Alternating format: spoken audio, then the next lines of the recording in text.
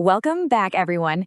If you're a focused learner who loves breaking down complex, high-stakes situations into really clear, structured lessons, well, you are in exactly the right place. Today's explainer is a truly incredible, step-by-step incident autopsy. We're going to break down a terrifying mid-air flight failure and walk through its brilliantly unorthodox resolution. So let's dive right into this. Okay, I want you to put yourself in this cockpit for a second.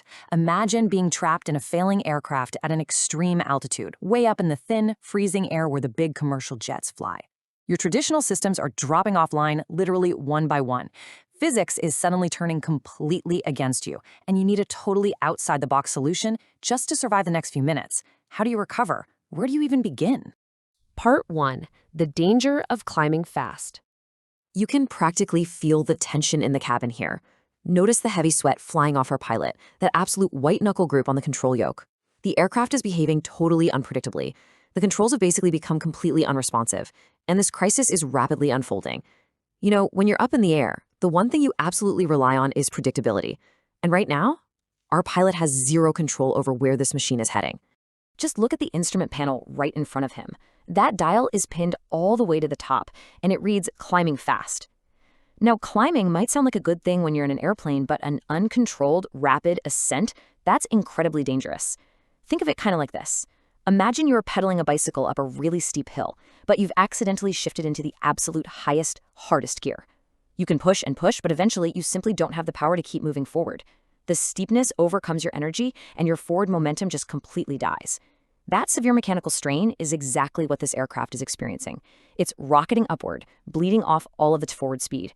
Part 2. Hitting the absolute limit. 40,000 feet. Guys, that is a massive, massive number for a small aircraft. To give you some everyday context for this, airplanes fly by pushing against the air around them to generate lift. You can think of low-altitude air like a thick, hearty soup. There's plenty of substance for the plane's wings to push against and float on, but as you climb higher, the air gets thinner and thinner. By the time you hit 40,000 feet, that thick soup has turned into a thin, watery broth. There just isn't enough air density for this small plane's wings to grab onto. It becomes an immediate, life-or-death physics problem. And this is the exact moment the physics finally catch up with the aircraft. As the altimeter crosses 40,000 feet, which is the absolute ceiling for this plane, a giant red critical system warning triangle flashes right in the cabin. The sheer terror is obvious. Look at our pilot now. The panic has escalated into violent shaking. The plane has climbed way too high, too fast, and the thin air simply cannot support its weight anymore. So, the absolutely crucial point here is understanding what this alarm actually means. This is a stall warning. In aviation, a stall doesn't mean the engine turns off like it does in your car. Actually, a stall means the wings have stopped generating lift. It's much like a car engine sputtering violently when it runs out of gas, losing all its power to move you forward. Or, to go back to our earlier analogies, it's like jumping into swim laps, only to realize the pool is entirely empty. You can do the swimming motions all you want, but without water to push against, you're just going to fall straight to the bottom. Without thick enough air, this plane is about to drop right out of the sky. Part 3. Consulting the emergency manual.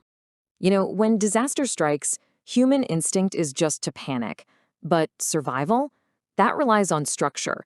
Our co-pilot arrives and initiates a really strict 3-step survival procedure. Step 1, consult the manual. Step 2, retrieve the tools. And Step 3, deploy an alternate buoyancy system. This sequence proves that even in the absolute peak of chaos, relying on structure, checklists, and step-by-step logic is what actually saves lives. Let's see how this plays out. The contrast here is just fantastic. On the left, our pilot is still visibly vibrating with panic, eyes wide at that stall warning. But standing right next to him is the helper, calm as can be, casually flipping through the instruction manual. Then notice the right side. Procedure dictates action. The helper opens a large duffel bag on the floor of the cabin, bypassing standard toolboxes entirely, and pulls out a deflated hot air balloon. I mean, no way, right? It's completely surprising.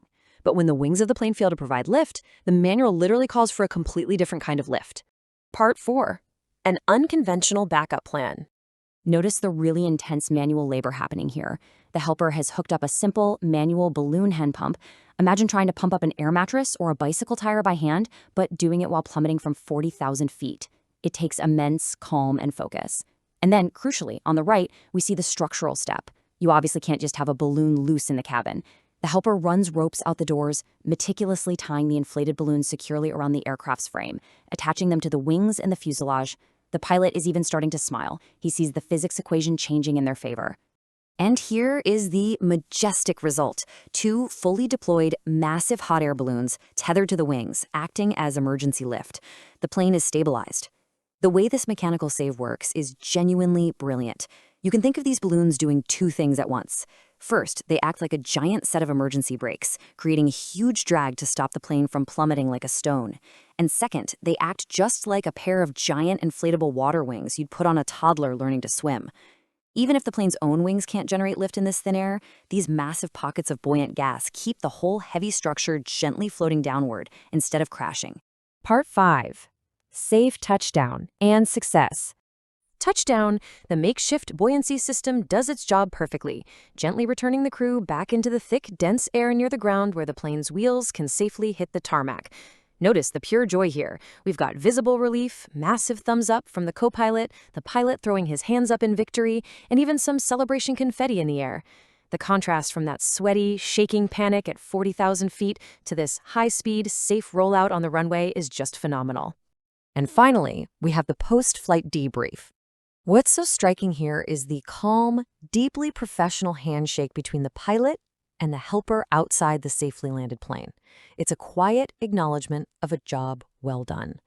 And right there, standing proudly in the background, tethered to the ground, are those brightly colored life-saving balloons. A completely unorthodox tool that provided the exact mechanical solution required when standard systems entirely failed. So, as we wrap up today's explainer, I want to leave you with a quick question to reflect on. When a high-stakes crisis strikes in your own field, when your engine sputters or your metaphorical wings lose lift, are you prepared to look completely outside the box? Or, in this case, outside the duffel bag? This incident shows us that relying on calm procedure and being willing to use simple, everyday tools in totally unconventional ways can solve even the most complex, terrifying problems. Keep that manual handy and never underestimate the power of structured thinking. Thanks so much for joining me on this explainer, and I'll catch you next time.